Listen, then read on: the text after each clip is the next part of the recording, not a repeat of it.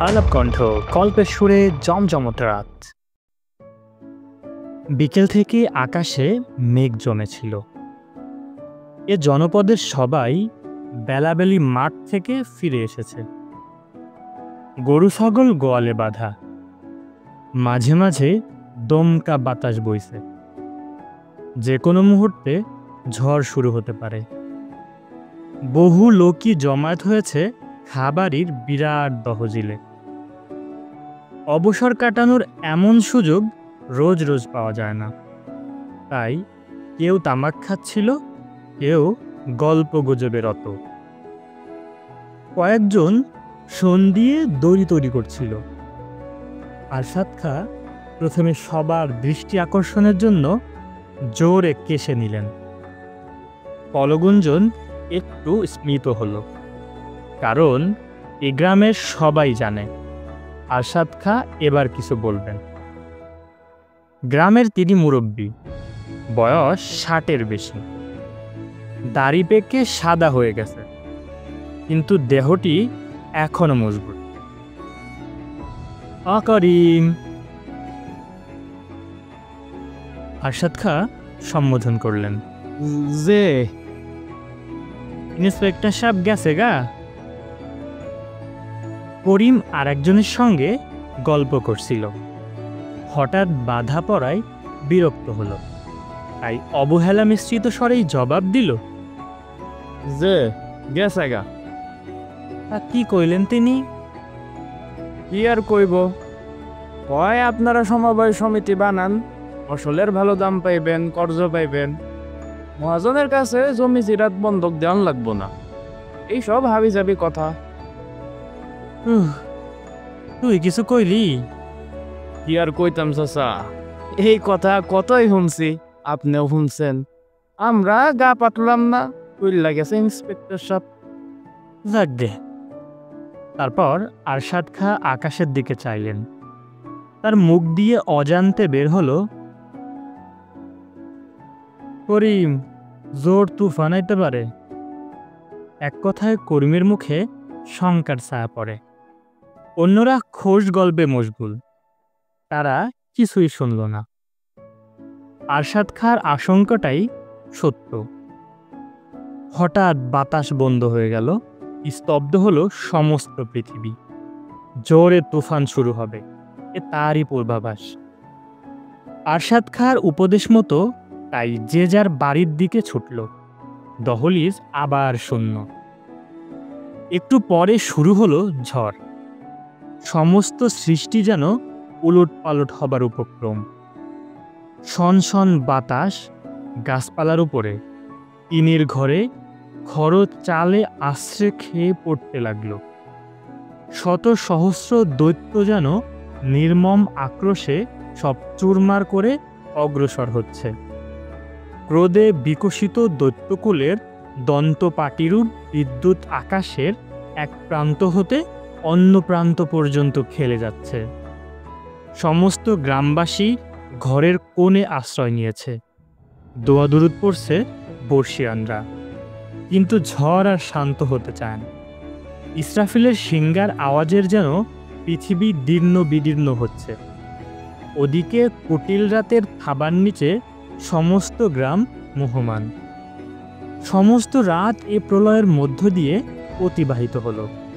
পরদিন গ্রাম আর চেনা যায় না, লণ্ডভণ্ড হয়ে গিয়েছে। পথঘাট, ঘরবাড়ি, গোটা এলাকার জীবন। দেখা গেল অধিকাংশ ঘরের চাল নেই।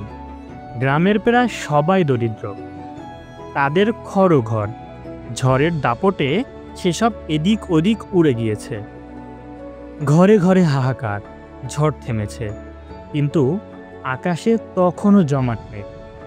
রাতে তেমন বৃষ্টি ছিল না। কোনো রকমে বেড়া কি দেওয়ালের পাশে মানুষ মাথা গুঁজেছে। কিন্তু জোরে বৃষ্টি নামলে কি হবে? দুর্দশার আশঙ্কায় সবাই শিউরে উঠল। খাবারির দহলিজে চাল নেই। 50 গাছ দূরে একটি বাঁশবনের পাশে পড়ে রয়েছে। তবুও এ জায়গায় গ্রামের বহু লোক জড়ো হয়েছে। এখন কি করা যায়, সবার মুখেই এ প্রশ্ন। গ্রামে জনমজুর পাওয়া যায় না, আর পাওয়া গেলেই বাকি প্রত্যেকটি কাজ অনড়। 2-4 জনের পক্ষে সম্পাদন একেবারেই অসম্ভব। সবাই মাথায় হাত দিয়ে বসে পড়েছে, কয়েকজনের তো হাউমাউ কান্না। আরশাদ খাঁ এই ভিড়ে অনেকক্ষণ বসেছিলেন, চিন্তামগ্ন, নিস্তব্ধ। হঠাৎ তিনি হাত তুলতে অন্যদের কথাবার্তা থেমে গেল। আরশাদ খাঁ সম্বোধন করে বললেন, ভাই সব, মুসিবতে কানলে হয় না, বুকে জোর করণ লাগে। আমি যা কই শোনো। সবাই নিমগ্ন চিত্তে বৃদ্ধের উপদেশ শোনে। সবারই দৃষ্টি তার উপর নিবদ্ধ। সংক্ষেপে তার পরামর্শ এরকম: দলবদ্ধভাবে এবং পালাক্রমে তারা বিভিন্ন ঘরের চাল মেরামত শুরু করবে।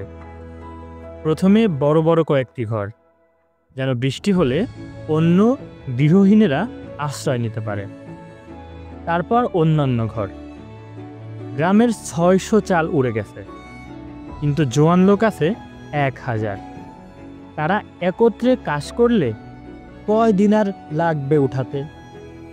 কিছুক্ষণ আগে যারা হাউমাউ কান্না জুড়েছিল তারা পর্যন্ত সানন্দে অগ্রসর হলো। শুরু হলো গ্রামে দলবদ্ধ চাল মেরামত। আজ এ পাড়া তো কাল ও পাড়া। সবাই কাজের নেশায় মাতাল। ছোটখাটো সাহায্যের জন্য অল্প বয়স্ক ছেলেমেয়েরা ভিড় করতে লাগলো। তাদের কাছে ঝড়ের পর যেন নতুন তামাশার আবির্ভাব ঘটেছে। বিপদের মোকাবেলায় সবার বুকে কত হিম্মত সঞ্চিত ছিল তা ভাবলে অবাক হতে হয়। কয়েকদিন পর আর মাত্র 5-6টি ঘরের চাল উঠানো বাকি। সারাদিন মেহনত শেষে সবাই খাবারের দহলিজে জমায়েত হয়েছিল। উদ্দেশ্য অবসর উপভোগ, যুক্তি পরামর্শ, কাজের হিসাব গ্রহণ ইত্যাদি। চারিদিকে গোধূলির আবছা অন্ধকার। সন্ধ্যা আসন্ন। দহলিজে তখনও কেরোসিনের ডিবা জ্বালানো হয়নি। প্রাঙ্গণে একজন আগন্তুক উপস্থিত হলেন। এ মানুষটির অবয়ব শুধু দেখা যায়, সুতরাং চিনা কষ্টকর। সালাম ইত্যাদির পর আগন্তুকের মুখে প্রথম প্রশ্ন, আরশাদ সাহেবকে? আমি। আরশাদ খাঁ দাওয়ার ধারে বসেছিলেন। জবাব দিলেন। আগন্তুক খাঁ সাহেবের দিকে অগ্রসর হন। তারপর করমর্দন করতে করতে বলতে থাকেন, আপনাকে ধন্যবাদ। আপনি একটি সমবায় সমিতি গড়ে তুলেছেন। আমি? হ্যাঁ, আপনিই তো। ততক্ষণে একজন ডিবা জ্বালিয়ে এনেছে। সবার মুখে ফিসফিস শব্দ।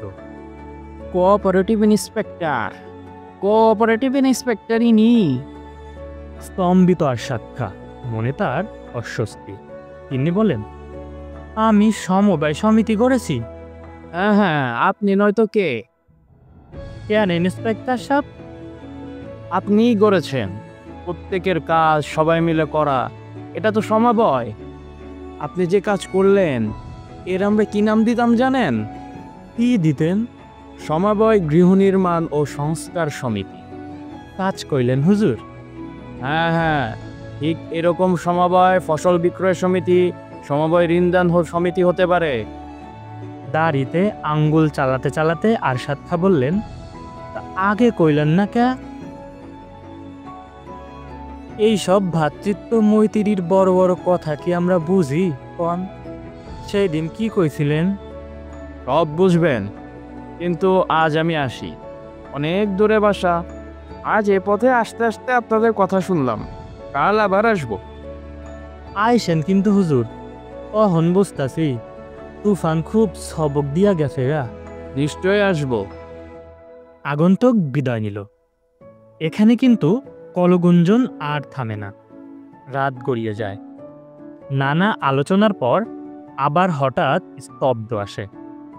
তারই মধ্যে করিম বলল, চাচা, ও চাচা, আসমানে মেঘ জমছে, ফের যদি তুফান আহে? আইতে দাও, তুফানের আর ডরাই না। জবাব দিলেন আরশাদ খাঁ। কয়েকজন একত্রে চিৎকার দিয়ে উঠল, আহুক তুফান, তুফান এর ডরাই না। আলাপ কণ্ঠের দর্শক শ্রোতা বন্ধুরা, এতক্ষণ আপনাদের সাথে ছিলাম শওকত ওসমান রচিত গল্প এক সূত্রে। এতক্ষণ যারা আমাদের সঙ্গে ছিলেন তাদের সকলকে জানাই আন্তরিক কৃতজ্ঞতা। শীঘ্রই আমরা ফিরছি নতুন কোনো গল্প নিয়ে। সে পর্যন্ত সুস্থ থাকুন, নিরাপদে থাকুন, আলাপ কণ্ঠের সাথেই থাকুন। ধন্যবাদ।